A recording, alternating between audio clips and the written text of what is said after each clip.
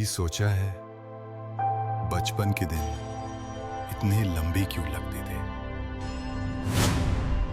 और बड़े होकर साल भी पुलक झपकते गुजर जाते हैं। सूफी कहते हैं वक्त वो नहीं जो घड़ी बताती है, वक्त वो है जो आपके दिल में बहता है।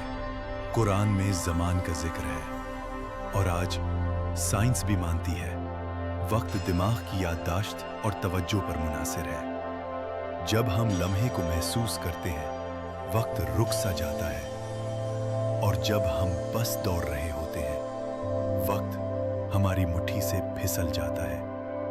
इसलिए रुक जाओ, सांस लो, इस लम्हे को जियो, क्योंकि यही तुम्हारा असल वक्त है।